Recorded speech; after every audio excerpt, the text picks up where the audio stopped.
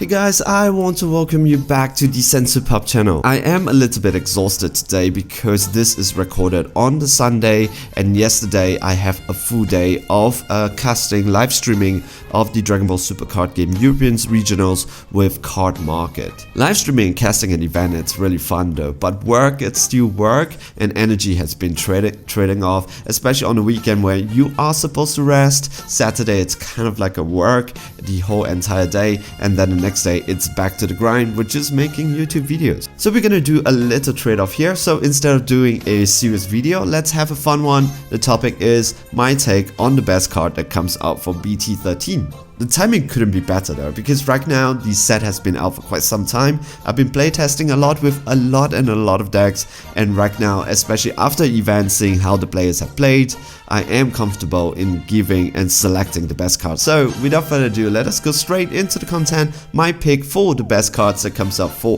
BT13 Supreme Rivalry. See you guys after the intro.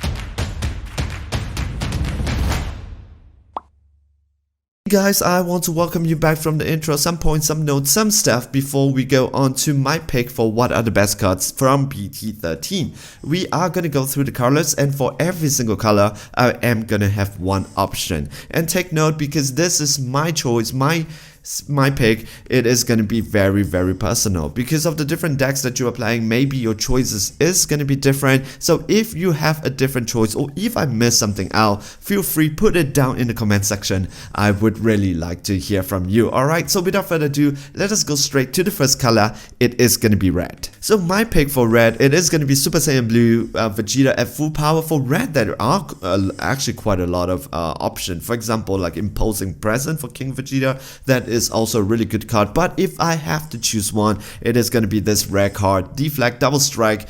You pay 3, you get to draw a card, and you evolve on top of Vegeta BR. What you are going to be seeing here for this deck, this card, is it is going to be appearing in King Vegeta deck, and you know that King Vegeta is currently one of the decks that is dominating the format. So what makes this card so strong? It is actually his two auto skills. So the first one is, if this card is in rest mode, when one of your opponent's battle card is played or attack, you may choose that card and get 10 minus 10k power for the turn. Take note of this. If you think that this one, how powerful it is a once per turn skill, you are actually wrong. More than just swing for 25k double strike every single time your opponent plays a battle card. Every single time your opponent attacks, you can choose the battle card and minus 10k. So if imagine you have something which is 30k and you're so proud of it, you play it, and your opponent has SSB Vegeta at full power.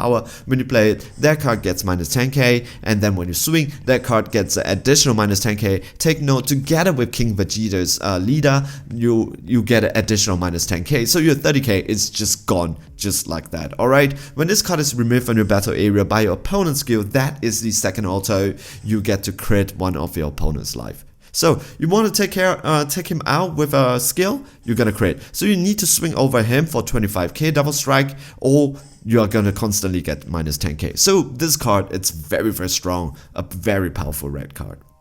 And when it comes to blue, it is going to be a very personal choice. It is going to be Majin Buu, a sort of the agents of destruction. There's just so many things that Bandai got right with this card. First one, the excellent art. This is by far, when it comes to artwork wise, one of my favorite ones that comes out for BT13. And more than just being a very beautiful, good looking card, it is also very powerful. We know that blue has one of the most powerful counterplays in the game right now, which is God Sealing technique that hits anything without deflect. He doesn't care, he hits every single thing. So right now you have a thing that is 20, you have a unison card that's 20k, 4 markers, just so difficult to be removed. This card, granted, it does not gain any marker when it comes after it comes out, but really every single time he stays on the board, you are gonna get so much value out of it. The -0 draws you a card, untaps you an energy, and untaps himself, and he is a blocker. So what you get for paying for energy for him. He is a 4, he comes out at 4 marker, you get a 20k double striker that draws you a card, untaps 1 energy, and you get also untaps himself at the end of turn, and it is also a blocker. And also, which can be used in your opponent's turn, when your opponent attacks with battle card, you may choose one of their battle cards, not the attacking battle card, one of their battle card, and then you may put it at the bottom of its owner's deck just for 1 marker. So the thing about this card is when it comes out, he is a very high priority target for your opponent to take care, because if your opponent doesn't take care, guess what's going to happen? Even if with 1 marker, guess what's going to happen in the next turn? He is going to be a double, your opponent has to take care of the 20k double striker that draws him a card, untaps 1 energy, and comes out as a blocker, has the ability to remove one of your opponent's battle card. Just all around such a good card. So my pick for green, it is going to be Cooler Effortless Strike, because as good as we have it for Charismatic Villain does not stop come into play effect and does not get around barrier. But with Cooler Effortless Strike, now green has a counterplay card that with the right condition, which is a very easy condition to meet, especially if you're playing green and especially if you're playing King Ko, it is going to come out at 1 cost. So what do you get for 1 cost? You get a 0 plus 5k combo that you can use on your board. It is a 15k that you can swing, and also at the same time, anything that your opponent plays, because it hits at the counterplay timing, it is placed in its drop area. So it gets around barrier, it gets around come into play, if it stops any come into play effect. So all around very powerful card that comes up for just 1 energy, just something that green needs. And you say that okay, there is a condition that you kind of have to have a green extra card in your drop area. Yes, correct, that is true, but you're talking about green though, so Dormant Potential, all this green extra card, Dormant Potential, Shocking Death Bowl, so those are extra cards that you can put into your drop area for next to nothing. Alright, so this is my pick for green, Cooler Effortless Strike. Really good card, especially in King Ko, because with the right condition, this is also a 20k swing. So let's talk about yellow, and most probably one of my favorite cards that came out for BT13. It is going to be the power of a Super Saiyan. If you are in the live stream, if you have watched some of my previous video, you will hear me sing the praises of this card. I'm going to make a very bold statement here. If you're going to play yellow, you play the power of a Super Saiyan. That is how powerful this card is. It is so simple, so minimalistic in its design, yet so powerful in its execution. So just for 1 energy, what does it do? You get to choose 2 things. 1, for counter attack, you get to negate the attack. So pay 1, you negate the attack. However, there is a activate battle. That is the beauty of this card. You can use it in another form, which is the activate battle. So what do you get? When you can activate battle, draw a card, and then you choose one of your opponent's battle card and switch it to rest mode. It does not need to be the card that is attacking. You can choose any one of their battle card or the unison card and switch it to rest mode. So simple, yet so powerful. So how are some of the ways that you can use it, right? So for example, your opponent swings with their leader card, and then there is a 30k triple striker on their board. What you can do is you tap 1, draws a card, and choose one of their battle card, the 30k triple striker, and switch it to rest mode. But the power of this card doesn't end there though, because technically, if you do the activate battle and you have more than one energy open, 1 or more energy that is open, you could activate the activate battle for without a cost. Yes, you don't have to pay anything. So all you have to do is to discard this card, draws a card, choose one of the battle card or the unison card, and switch it to rest mode. There is just so much utility in this card. It is basically a free negate every single turn for you. And you can use it even offensively, because if your opponent has a blocker, your opponent has a unison that is blocker, you can use this card just to tap it down. So before we go on to my final pick for black, let us do some honorable mention. And I have 2 cards for honorable mention, and these are my pick. The first one, it is going to be Dabura Ritual at hand, and the second one, it is going to be Son Gohan Trusted Ally. They are the same card, Ally. They are the same card, actually doing the same thing with a slight differences. These are anti-hand destruction. We all hate hand destruction. I love to play green, but I also hate to be my hands to be destroyed. So instead of punishing punishing players like Mercenary Tau in the past to punish players who play hand destruction, let us reward the other players and give incentive to the other players for playing it right against hand destruction. And these two cards just do exactly that, with very slight differences. So what do they do? So for Deborah Richo at hand, if this card is being discarded by, from your hand by an opponent's skill, you get to play this card from your drop area. So if your opponent do Punishing Passion, or they're playing Broly to make your hands discard, what you can do is you tap one, you play this card, you get to draw 2 cards. So if your opponent, you have this card in your hand and your opponent is playing like Android 17 or something like that to make your hand go away, and then they tap 2, Punishing Passion, throw it away, you choose this 2 cards in your hands, throw it, tap 2, now you have 2 15k bodies on the board, and then you draw 4. Even if you tap 1, your opponent tap 1 to make you discard 2, even if you tap 1 to play him, you get to draw that 2 back, and now you have a 15k on the board. So this is how you play around. Really a very good side deck option. When it comes to Sun Gohan Trusted Ally, it does exactly the same. However, you don't have to pay the energy, but you have to be a yellow leader, and instead of being a 15k, it is just a 4k that draws you a card. So if you're not paying for the 1 energy, you get to you don't get a 15k body on the board,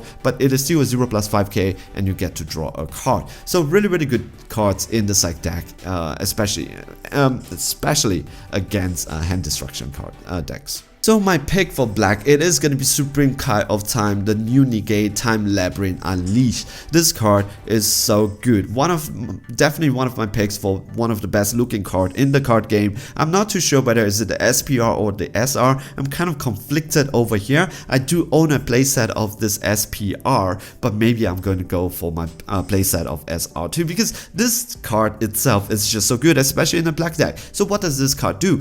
All you have to do is to pay 1, you play this card, you negate the attack, and then you play this card. I know I just repeat it again, but more than just negating the attack, more than just being a 0 plus 5k on the board, you cannot swing with this lady, but using it for combo, it's really good.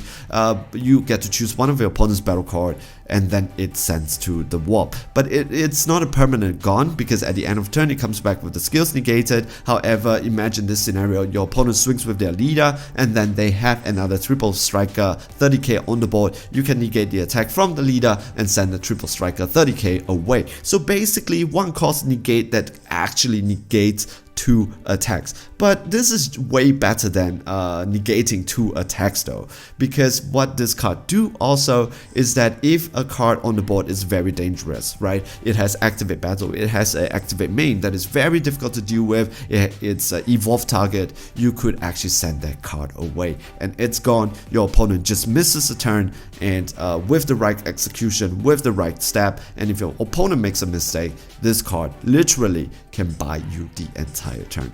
Alright, but I am not going to be stopping there. Black, I am going to be picking another card, and I believe in the potential of this card right now. Disclaimer here, I did a video a couple of months ago, and I said that this card eventually it's not that good. However, I believe that I am wrong, because it seems that the meta has slowly been changing. A lot of unison cards have the ability to end game right now with dual attack, double striker, and stuff like that. Especially if you're talking about Umbre, the King Vegeta Xeno, that unison card from Kinko, that is really powerful. However, so that is why I really believe that Clash of the Masked Warrior, it's coming into the game in style. So what does this card do? It's just for 1 energy. You get to choose one of your opponent's units a card. Your opponent may remove a marker from the card. If they don't, your leader doesn't take damage from the attacks from their units a card with strike skills for the battle. So how do you use this card, right? So for example, your opponent used Umbre and attack, and usually if you notice, I've watched a couple of games, they go in and they have just only 1 marker from their Umbre unison, and they go for the triple strike and they combo the whole hand, and you tap 1 and then you play Clash of the Masked Warrior. Your opponent now has 2 choices. The first one is your opponent may remove a marker from the card. If they remove that marker from the card, the unison dies. That unison just dies, right? Because usually they are just down to 1 because they need to do a -3. Come on. If they don't, your leader doesn't take damage from their turn. So it is a really good card. However, at the same time, if your opponent remove a marker from the card because that Unison card actually has 2 marker, because the marker has been removed, all the skills that it gains, for example the triple strike and stuff like that, it is gone. Because there's a marker change. So instead of being a triple strike, it now becomes a vanilla 15k. So it really depends on the matchup, but looking at how the matchup is right now, it seems that this is going to be a very good card, especially against Umbre. For example, one of the cards that yellow players love to play a lot, it is that the first ever yellow Unison card, I think it's Fatal Fury or something like that. It is from the expansion set, the first Vegeta yellow Unison that pays 2. It has dual attack and double strike. It gains double strike and dual attack. When it swings, all you have to do is to activate this one. Your opponent gets to choose to. Either they remove a marker. If they remove a marker, they lost the dual attack and double strike. If they don't remove the marker, you don't take damage. You don't take a double strike damage for 1 turn. So it kind of just saves you. And if they were to remove a marker and that Vegeta dies, it is going to be very difficult. So if you're facing like yellow decks or green decks, this seems to be a low-key, really good card. I've never seen this being played before, but slowly looking at how, especially casting the whole entire day, live streaming the whole regionals yesterday, I think this card has the potential to be really good. I understand previous video, I made a video and I said that this card is not good at all. I want to say, I'm going to take it back. I think I'm wrong. So those are my pick for the best card that comes out from BT13. Do you agree? Do you disagree with my choices? What are some of the cards that I missed? I would really love to hear it from you in the comment section. If you have been watching all the time till now, you deserve a big hug, big appreciation, big love from my side. Thank you so much for staying with me in this video. If you like what you see over here, I appreciate it if you give this video a like, and also if you really want to support me in doing more and churning out more Dragon Ball Super content, give this channel a sub. I would really appreciate it a lot. Alright, so stay safe, stay healthy, enjoy playing the Dragon Ball Super card game. See you guys in the next video.